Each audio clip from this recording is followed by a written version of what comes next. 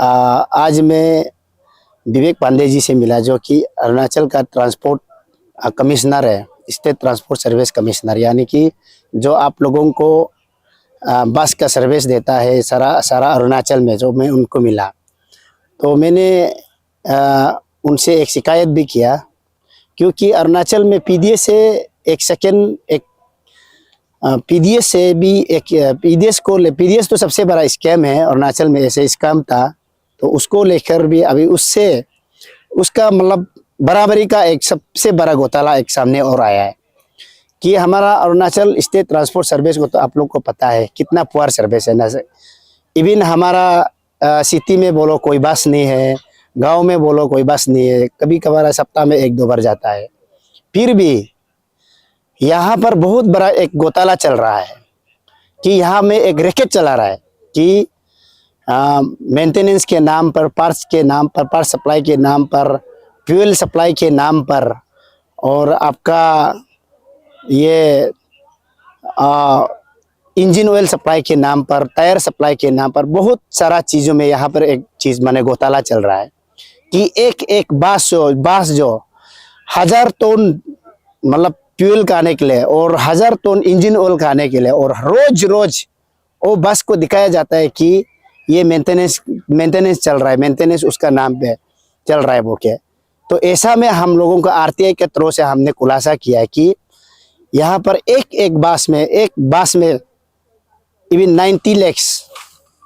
80 lakh, 70 lakh, 1 crore 50, 3 even 4 crore तक का यहाँ पर पेक बिल पेंडिंग बना के रखा हुआ है, और बहुत लोग ले भी गया। ये तो मैं सारा जिम्मेदारी को पिछला जाने वाला जीएम लोग को, जो कि जनरल मैनेजर तौर पे आता है, मैं उनको ये सारा दोषी ठहराता हूँ, क्योंकि उनका जरिए से गिव एंड टेक में, यहाँ में परसेंटेज गिव एंड टेक में यहाँ पर देखा जाने से शायद ये बिल जो बना के खाया हुआ है, हमको ऐसा लग रहा है। तो उसके लिए मैं अथॉरिटी से कहूँगा, मंत्री से कहूँगा, जो कि हमारा अभी हाल ही में हमारा ये ट्रांसपोर्ट मंत्री है, वो ओजिंग तसीं साहब है, वो आपसू के फॉर्मर जनरल सेक्रेटरी भी रह चुका है। हम लोग समझता है कि कम से कम इसको बहुत डीप से उसको इंक्वायरी करवाना चाहिए। ऐसा रैकेट चलाएगा तो अरुणाचल में आपको देखिए, जितना आपको पन देगा तो डिपार्टमेंट का आदमी ही छेद होने से कैसा रहेगा। तो यहाँ पर ऐसा है कि हमारा यह एसएस जो स्टेशन सुपरिटेंडेंट, जो उसका बीवी का नाम पे, बच्चों का नाम पे, अपना नाम पे, या तो अपना रिलेटिव का नाम पे यहाँ पे बिल को सबमिट करके बेच देता है। तो उन लोगों ने एक्सपेक्ट अप्रूवल करने के लिए गिव एंड टेक किया जाता है, ये हम लोग को सुनने में आ रहा है। तो इवन आरटीआई में ये पता चला है कि यहाँ पर हाल ही में ये चीज़ को बंद करने के लिए सरकार ने बहुत एक कदम उठाया है 2024 में, कि उसमें एक इम्पेनल की तौर पे, इम्पेनल की मतलब ये लोकल लोगों को चांस दिया है। मैक्सिमम जो पेमेंट जो ऐसे करने का बावजूद भी यहाँ पर देखा गया है कि मैक्सिमम जो नॉन ट्रैवल का फार्म है उनको दिया गया, और इम्पेनल में भी नॉन ट्रैवल का जो फार्म है उनको इंक्लूड किया गया है। एग्जाम्पल आपको एक तो मैं बता देता हूँ, ईटी इंटरप्राइज बोल के है और मुखर्जी इंजीनियरिंग बोल के है। यह लोग सारा अरुणाचल में, और श्री साई बोल के बहुत ज़्यादा लोग है जो कि हायरिंग लोग का है यहाँ में। तो हम लोग अगर हायरिंग लोग ऐसा करते रहेगा, नॉन ट्रैवल ऐसा करते रहेगा, पेक प्रोजरी बिल बना के खाते रहेगा, तो अरुणाचल का यूथ क्या करेंगे? ये मेरा सरकार से सवाल है। और ये उसके बाद ये आपका कोविड के बाद अरुणाचल में कम से कम 50-60 करोड़ का पेंडिंग था उस डिपार्टमेंट में, लेकिन सरकार ने क्या किया, 70-80 करोड़ का बजट बना के सैंक्शन करके दे दिया कि आज से लाइबिलिटी क्लियरेंस को छोड़ दो, कि आज से क्लियर करना होगा। तो उसको फिर देखकर अगर उसको लाइबिलिटी पेमेंट को नहीं देके फिर अलग चीज़ में बना के, ये मेंटेनेंस कॉस्ट को दिखा के, ये सप्लाई कॉस्ट पार्ट्स को दिखा के, और फैब्रिकेशन पार्ट में दिखा के, ये सारा चीज़ जो मतलब लूट कर चला गया। तो अभी अनदर 100 करोड़ से भी, आप लोग विश्वास नहीं करेगा, 100 करोड़ से भी ज़्यादा वहाँ पर मैक्सिमम पेक बिल पेंडिंग पड़ा हुआ है। मैं नहीं कहूँगा कि सारा बिल जो पेंडिंग है, छोटा अमाउंट लोग जो जीनियन लोग है वो एकदम जीनियन लोग है, और बाकी जो करोड़ में है, 10 करोड़, 15 करोड़, 5 करोड़, 6 करोड़, वो सारा पे करोड़ हमको ये नज़र आता है, क्योंकि वो एसएस लोग का सुप्रिंटेंडेंट, स्टेशन सुप्रिंटेंडेंट लोग का मिला भगत और जीएम का मिला भगत से, जो फॉर्मर जीएम का मिला भगत से ये सब पेंडिंग जो उठ गया। इसलिए सरकार से दरख्वास्त करूंगा, ये डिपार्टमेंट को भी अंदर तक चलना है, क्यों इतना तक पेंडिंग आ गया। और ना यहाँ में हम लोग को बस सर्विस मिलता है, ना ये सिटी सर्विस मिलता है। तो ऐसा करके हम लोगों को, पब्लिक को बहुत कुछ बेनिफिट तो है नहीं, लेकिन सरकार डिपार्टमेंट वहाँ पर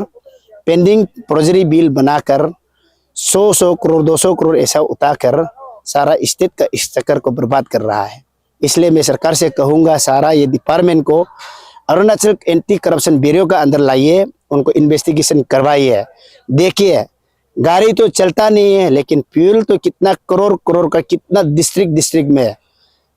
गाड़ी का तेल जलाया, गाड़ी का पर्स जलाया बोलता है, गाड़ी का आपका ये टायर जलाया बोलता है, लेकिन आपको कहीं भी 3 साल में 4 साल में 4 या 3 साल में कहीं भी आपको नया गाड़ी दिखाई नहीं देगा। और सारा स्टेशन को आप, सारा पब्लिक जानता है कि 1-2 चंद गाड़ी लोग है जो दिखाई देने वाला, लेकिन वहाँ पर जो स्क्रैप जैसा पड़ा हुआ ऐसा गाड़ी को बिल बना के खा रहा है। कि आपने फिर से दोहरा देता हूँ, कई गाड़ी में 4 करोड़ 5 करोड़ 80 लाख 90 लाख 80-90 लाख बिल बना, उससे बेहतर आप नया गाड़ी क्यों नहीं खरीदा जा सकता है। तो सरकार को अगर इस तरह से अगर करप्शन करने के लिए अगर आप आरजीएम को 1 साल 2 साल 15 महीना ऐसा मत रखिए, कम से कम वहाँ का डिपार्टमेंट टेक्निकल अच्छा वाला को आप रखिए, ताकि आपका सही सलामत से काम कर सके। खुद वहाँ पर रिकमेंड करता है, खुद सप्लाई देता है, ऐसे स्टेशन सुपरिटेंडेंट को भी आप लोग सही तरह से इंक्वायरी में लाना चाहिए, ये मेरा रिक्वेस्ट रहेगा। और अंतिम में ये कहूँगा कि डिपार्टमेंट से कि अच्छी तरह से जितना ये इम्पेनल लिस्ट है, इम्पेनल लिस्ट को भी आप चेक करिए कि किसका पास गैरेज है, किसका पास दुकान है, किसका पास वेंडर है, सही में ये वेंडर है कि नहीं है, ये सब को आप छानबीन करिए। कोई यहाँ पर 38 वेंडर है जो सप्लाई और ये आपका तैयार क्या वो पार्ट्स का सप्लाई करने वाला, और दूसरा जो आपका गैरेज वेंडर आपको साथ में दिखाया गया है, ये गैरेज वेंडर कहाँ पर आपको भी छानबीन करना है, क्योंकि ये सारा चीज ये एक पेक प्रोजरी है, प्रोजरी काम। कल तक आपको एक ये न्यूज़ आने का बाद कि ये लोग को दमादम अभी स्टेशन सुपरिटेंडेंट लोग और ये जो मिली भगत जो नेक्सस पार्टी जो रैकेट पार्टी है, जो रैकेट चला रहा है, पेक प्रोजरी बिल चला रहा है, वो जल्दी से जल्दी शायद दुकान लगा देगा या तो बोर्ड लगा देगा किसी का गैरेज में। तो लास्ट में हम ये एक चीज को आप लोग को अच्छा से बता देगा कि जाने वाला जीएम जो आउट गोइंग जो चला फॉर्मर जीएम, उनका एक अपना रिलेटिव का नाम पे एक प्रारंभी था, क्यों कोई इंटरप्राइज बोल के, ना उसका कोई इम्पेनलमेंट लिस्ट में है, ना वो पहले से यहाँ में था, लेकिन उन लोगों ने सारा पैसा उठा के 3-4 करोड़ यहाँ से उठा के ले गया। तो हम लोग को यही देखने के लिए मिला है। और अभी as per service CCS conduct rule में अपना किचन किन जो काम नहीं कर सकता है, मैंने दोबारा ये बता दे रहा हूँ, अपना किचन किन के नाम पे काम नहीं कर सकता उसको। इसलिए हम देखने को मिला है कुछ 3-4 स्टेशन सुपरिटेंडेंट और फॉर्मर जीएम, उनका नाम यहाँ जरूर आने को मिलेगा। तो इसीलिए इन्वेस्टिगेशन पार्ट में हम लोग और बहुत कुछ सबूत देगा कि इसलिए। तो दूसरा जो यहाँ पर ईटी नूर अहमद बोलने वाला मुखर्जी कि हमारा लड़का को 2023-24 का पेमेंट में बिल्कुल भी नहीं दिया गया, ये लोग को पूरा पेमेंट जो पिक एंड चॉइस दिया गया। तो हम लोग यहाँ पर भी नाराज है, ऐसे नहीं है, वहाँ भी हम लोग का भी हमारा लड़का लोग भी बिजनेस करता है। हम उनका ग्रीवेंसेस को लेकर आज हम सरकार तक पहुँचाने के लिए कोशिश कर रहे हैं। मैं समझता हूँ कि ओजिंग तासिंग सर उस पर जरूर ध्यान दे, पेमा खांडू सर उसमें जरूर ध्यान दे, और